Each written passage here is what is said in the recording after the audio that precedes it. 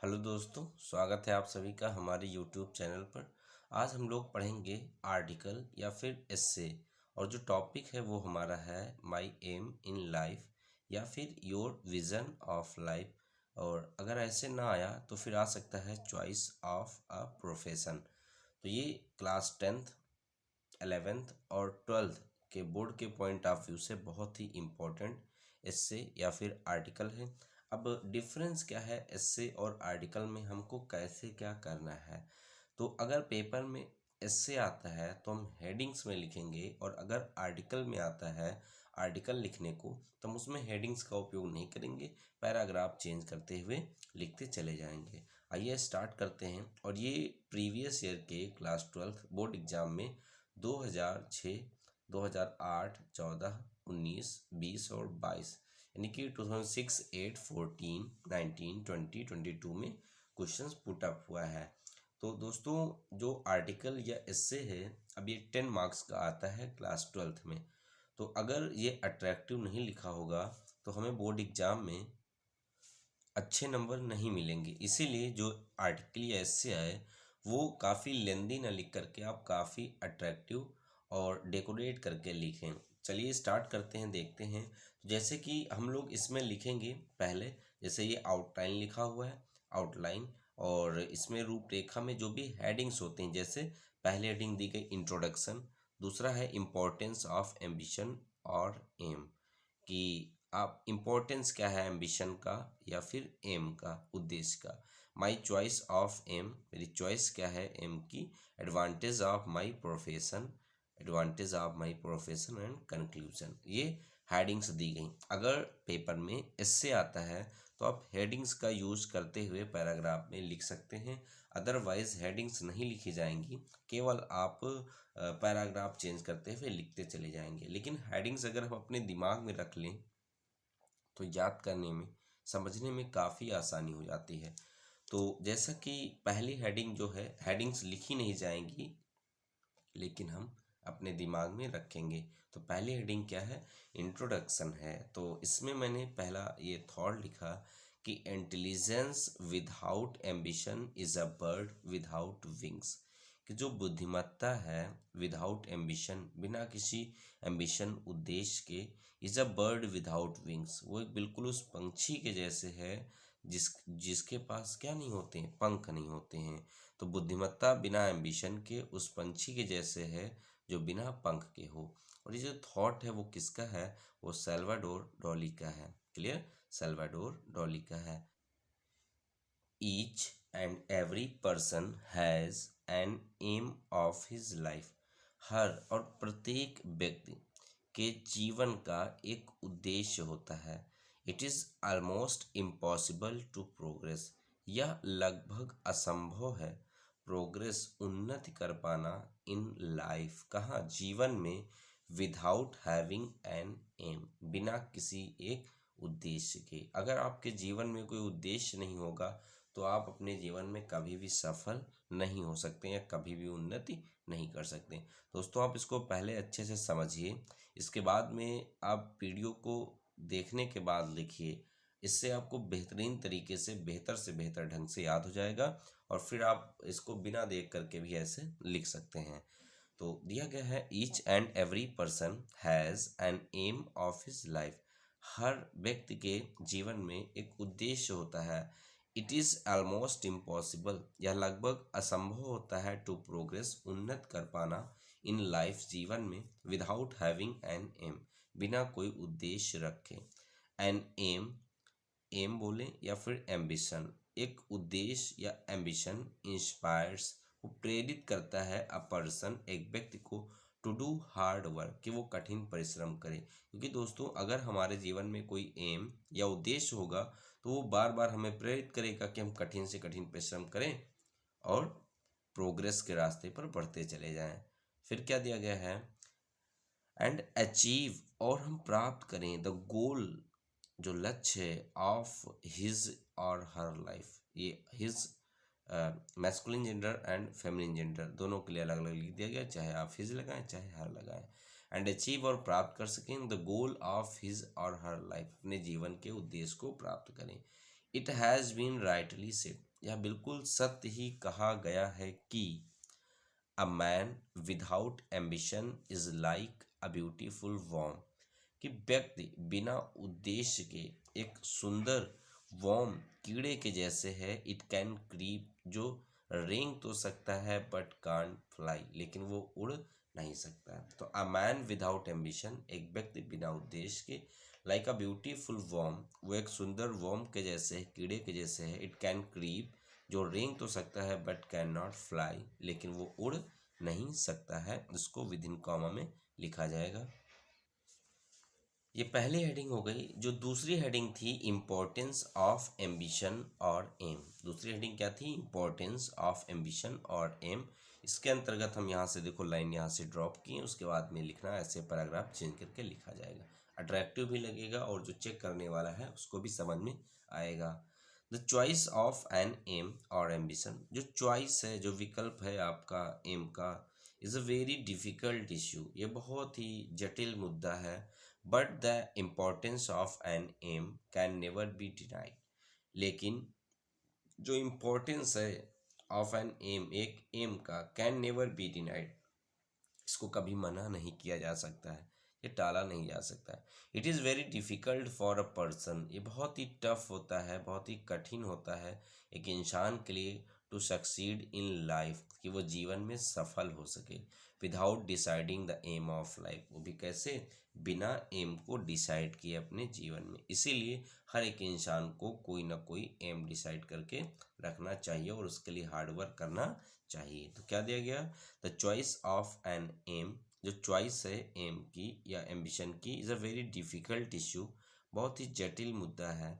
But the importance of an aim, लेकिन जो importance है एक एम की, कैन नेवर बी डिनाइड, उसको डिनाइड नहीं किया जा सकता है। इट इज़ वेरी डिफ़िकल्ट, बहुत ही कठिन है, फॉर अ पर्सन, एक इंसान के लिए, टू सक्सीड, सफल हो पाना जीवन में, without deciding the aim of life, बिना एम ऑफ लाइफ को डिसाइड किए बहुत ही कठिन है सफल हो पाना। तो ये हो जाएगी सेकेंड हेडिंग। ये पहली हेडिंग हमने दोस्तों पढ़ी है किसके बारे में? इंट्रोडक्शन के बारे में। दूसरी हेडिंग ये देखिएगा है इम्पोर्टेंस ऑफ एम्बिशन और एम, कि महत्व क्या है एम्बिशन का या फिर एम का आपके जीवन में। थर्ड हेडिंग जो है माई चॉइस ऑफ एम, कि मेरी चॉइस क्या है मेरे उद्देश्य या मेरे एम को लेकर के। तो अब थर्ड हेडिंग के बारे में हम पढ़ेंगे। तो इसमें जो माई चॉइस ऑफ एम है, इसमें हम पढ़ेंगे कि after thinking above various professions, कि ऊपर जो बताए गए जैसे जो भी प्रोफेशंस होते हैं, after thinking above various professions, विभिन्न प्रकार के प्रोफेशंस के बारे में सोचने के बाद, I have decided to select, मैंने डिसाइड किया, टू सेलेक्ट, कि मैं चूज़ करूँगा, मैं चुनूँगा, the profession of a teacher, एक टीचर का मैं प्रोफेशन चुनूँगा। आई हैव नॉट बीन, मैं नहीं रहा हूँ, the student of science, science का स्टूडेंट नहीं रहा हूँ। देयर फोर, अतः, I may not be an engineer और अ डॉक्टर, इसीलिए, अतः मैं नहीं हो सकता हूँ एक इंजीनियर या फिर एक डॉक्टर मैं बन नहीं सकता हूँ।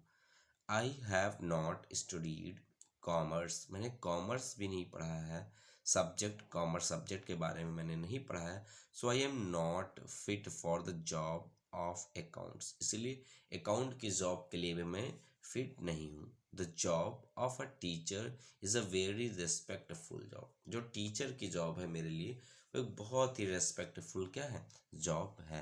फिर इसमें मैंने एक लिखा पेन चेंज करके यहाँ से, क्या teacher can serve the society, जो टीचर है वो सेवा कर सकता है समाज की, एंड नेशन, और राष्ट्र की, in the best possible manner, एक सबसे अच्छे संभव तरीके से राष्ट्र और समाज की सेवा कर सकता है। It is for all these reason, यही सब कारण हैं कि, आई डिज़ायर, मेरी इच्छा है, टू बी अ टीचर, एक टीचर बनने की मेरी क्या है? डिज़ायर है।